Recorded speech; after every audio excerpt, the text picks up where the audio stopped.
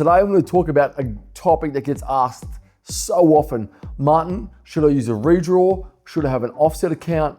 And what's better for what circumstance? So I'm going to use my trusty little iPad here so I can draw out some diagrams and really get in there and explain in depth whether you need an offset account or whether you need a redraw facility and what is actually right for you. So first, let's just get into that. What is an offset account?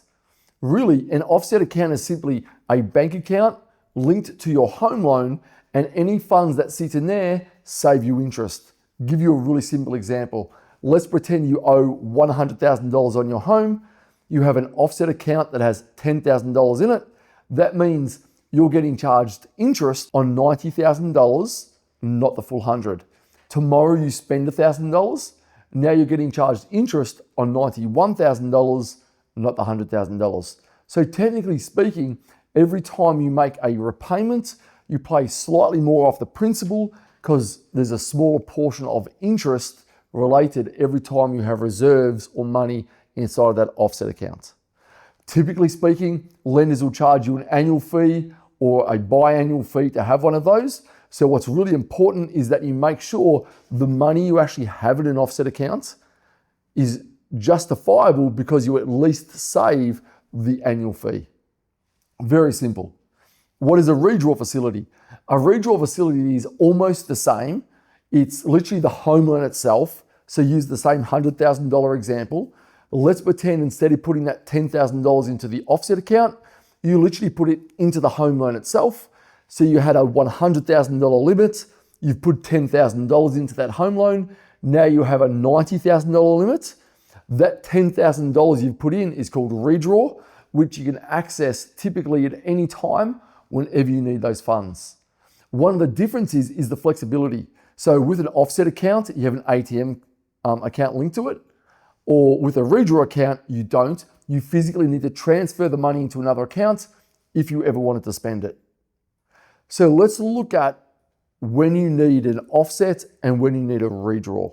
This comes down to your individual goals, what you're trying to achieve, and how you actually like to manage your money. So let's get into redraw first. We have a facility that we've created called the Fast Track Strategy. This is where we show people actually how to pay their home off lightning fast, and it uses a redraw facility. For this one, I'm going to draw it here, and you'll then be able to see that when we get it up on the screen. So this here is your home. Hope it looks a little bit better than this one. It has a nice little chimney. And let's just say you have a $300,000 home loan. Now, the best way to use a redraw facility is to actually have your wages paid directly into the home loan itself. That way, you're reducing the principal balance when you do that. So let's just say you have $15,000 a month in wages. That means your actual home loan balance drops by $15,000. So you only now owe $285,000. Naturally, you still need to live. What we tend to suggest is work out what you need every week to live, really for food, fun, and travel, to work, to sports, etc. And have that credited into an account every Monday. In this case, I've done $1,000. Then arrange for your bills to be direct debited out of the mortgage itself. That way you're fully utilizing the redraw facility, saving interest, and also reducing the balance of the home loan. So why would you do it this way as an owner-occupier instead of an offset account? Well, after doing this for so many years, you tend to find money is more emotional than it is logical. So when you actually restrict access to funds and are only ever given what you need on a weekly basis, people will typically spend a lot less than what they would otherwise. When you have, in this case, $15,000 and you put that into an offset account, technically it does the same thing from an interest perspective. However, you now have access to $15,000, and most people tend to go out and spend a whole lot more because they feel they're wealthier than what they really are. They also feel like this is a spending account, an offset account, so the money's there to spend, whereas most people don't want to increase the balance of their mortgage, which they would do so if they're spending extra money because they're pulling it out of the actual home loan. So that's what we find a redraw facility, especially on a principal place of residence, can often be really, really good to help you eliminate that debt quite quickly. Why don't we look at the same situation, but now using an offset account, and where that may actually be beneficial for you in a principal place of residence. So we've got the same house, $300,000 home loan, but pretend you're someone who likes to have your accounts and multiple accounts for different things. So you might have a savings account, you might have a holiday account, a bills account, etc. This is where offset accounts can really work for you if that's the way your mind works around money. So you may go to a lender that offers you multiple offset accounts, and you have them set up all against your home, but each one has a specific purpose, so you can see, because you're separating your funds. Let's say this is a holiday account, let's say this is a long-term savings account, your bills account, and your fun account.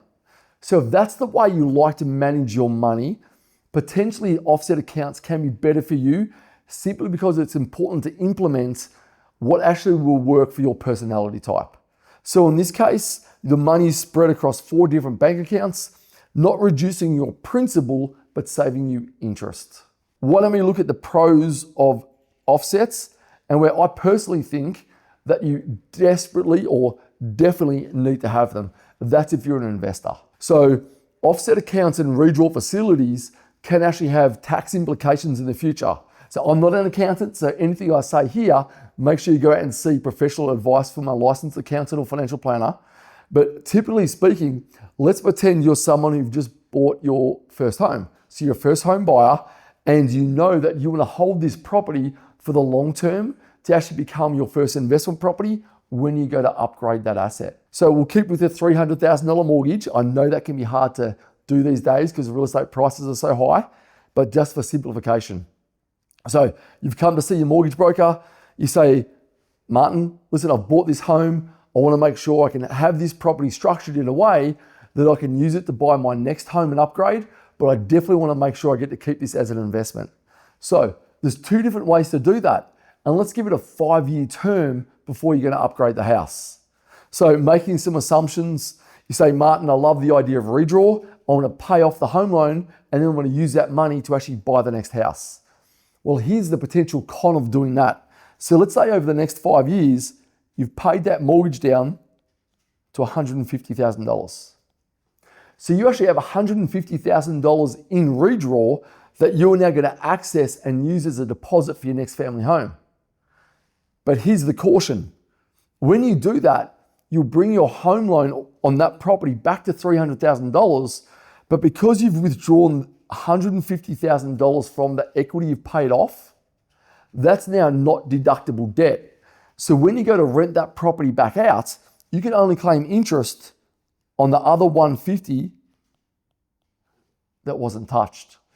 So this may be a small gap, but compound that tax savings of, let's say, a few $1,000s a year over the next 10 to 20 years, it adds up quite a bit and is quite significant. So if you were in this situation, what I would tend to recommend would be the following. You've obviously got the ability to pay more off. This is where you definitely want to set up an offset account, maybe 2, one to save, one to live off, where you've put that $150,000 into an offset account. So in 5 years' time, when it comes, hey, I need to use that money to go buy another home, when you use those funds, it leaves this loan at $300,000 or thereabouts, and it becomes fully tax deductible because you've never actually decreased the loan by the $150, you've simply offset it. This is a really important distinction to understand.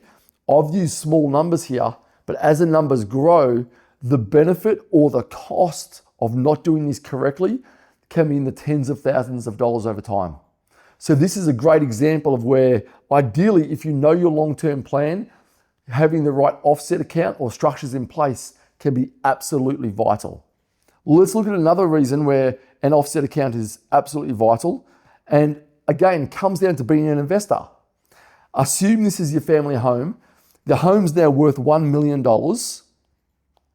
and you want to access funds to be able to go out and start building an investment portfolio. So we go to the lender, you're able to pull out an extra $300,000, hypothetically. We want that money sitting in an offset account. And then that offset account, once you've used that money to invest, essentially becomes like a business operating account for your investment properties. So any extra money you have to be paying principal should be paying off the $300,000 of the owner-occupied debt, and anything else sits in here into the offset accounts. So while the money's been waiting to be used, it's sitting in the offset accounts. If that's an interest-only facility, you're not actually making any repayment until the funds get used. Then when it's used, and as you draw it down, you only actually pay interest on the funds used, not on the full amount, because the facility is actually offset. So everything that you do here is really case by case, and there's no cookie cutter approach. So it's so important to understand, hey, what are you really trying to build out now and for the long term, sitting down with the right professional, then understanding, hey, what is the right structure for you? Do you need an offset account, a redraw, or should you be utilizing both depending on your goals and your strategy moving forward?